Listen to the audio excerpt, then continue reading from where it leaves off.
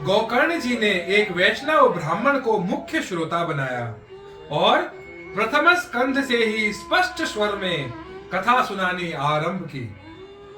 सायं काल में जब कथा को विश्राम दिया गया तब एक बड़ी विचित्र बात हुई।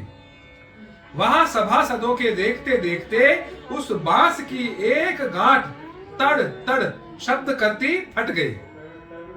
इसी प्रकार दूसरे दिन सायं काल में दूसरी गांठ और तीसरे दिन उसी समय तीसरी गांठ भी फट गई। इस प्रकार 7 दिनों में 7 गांठों को फोड़कर धुंधुकारी 12 स्कंधों के सुनने से पवित्र होकर प्रेत योनि से मुक्त हो गया और दिव्य रूप धारण करके सबके सामने प्रकट हुआ।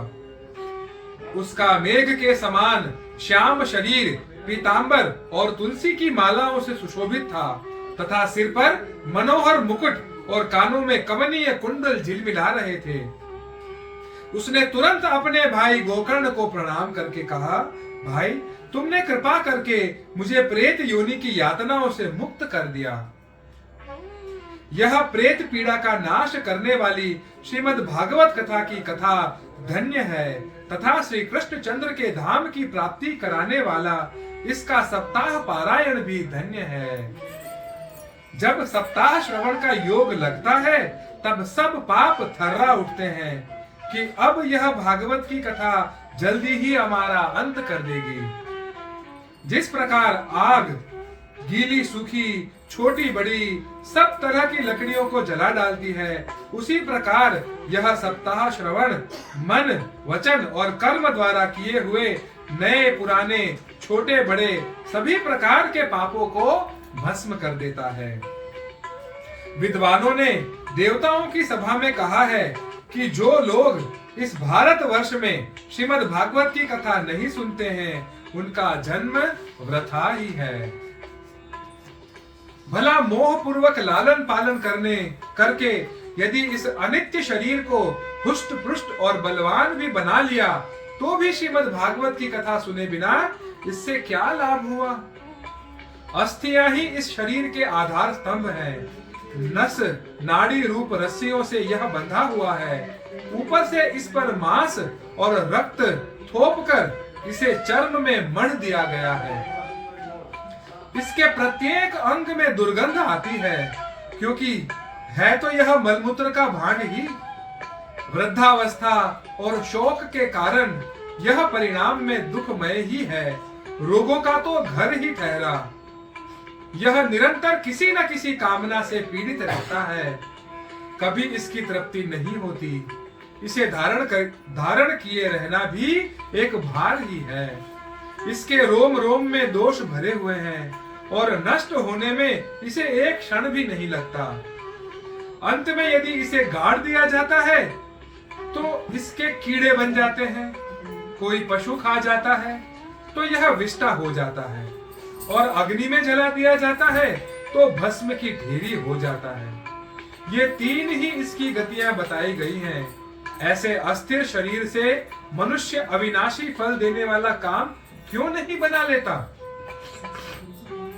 जो अन्न जल प्रातः काल पकाया जाता है वह सायं काल तक बिगड़ जाता है। फिर उसी के रस में पुष्ट हुए शरीर की नित्यता कैसी। इस लोक में सप्ताह श्रवण करने से भगवान की शीघ्र ही प्राप्ति हो सकती है। अतः सब प्रकार के दोषों की निवृत्ति के लिए एकमात्र यही साधन है।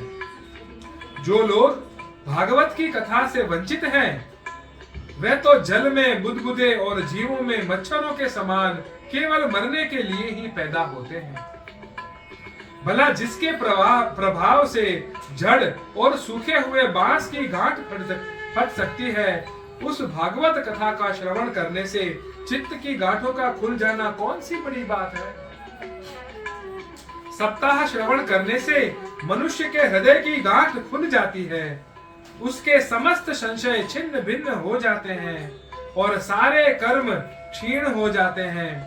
यह भागवत कथा रूप तीर्थ संसार के कीचड़ को धोने में बड़ा ही पटु है।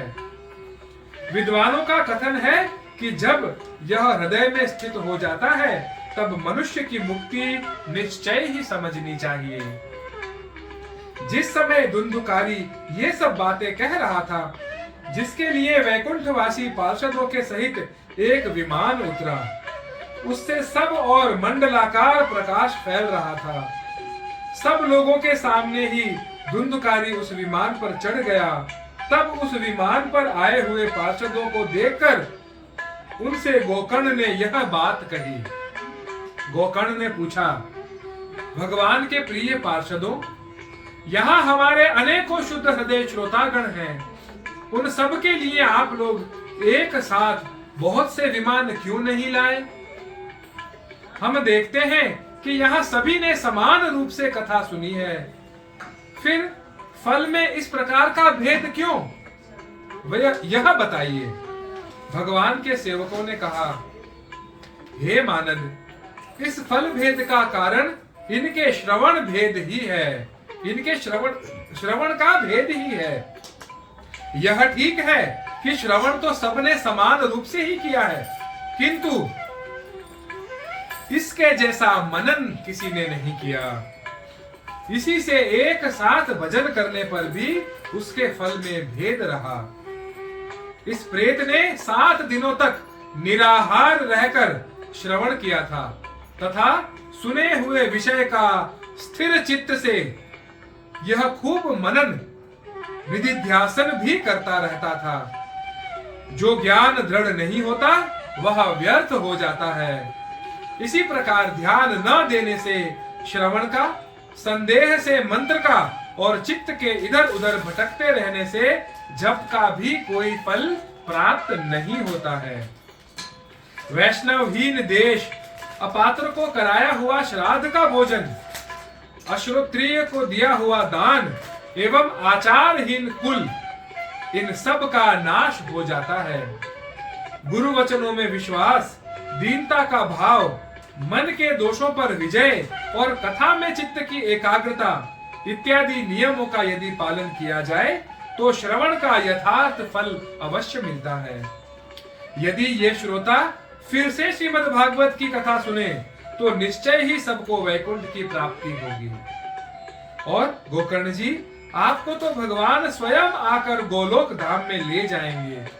ऐसा कहकर वे सब पार्षद हरि कीर्तन करते करते वैकुंठ धाम को चले गए। श्रावण मास में गोकर्ण जी ने फिर उसी प्रकार सप्ताह क्रम से कथा कही और उन श्रोताओं ने उसे फिर सुना। नारद जी, इस कथा की समाप्ति पर जो कुछ हुआ वह सुनिए।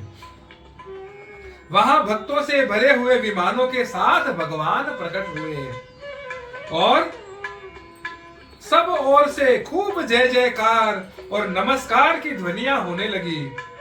भगवान स्वयं हर्षित होकर अपने पांचजन्य शंख की ध्वनि करने लगे और उन्होंने गोकर्ण को हृदय से लगाकर अपने ही समान बना लिया।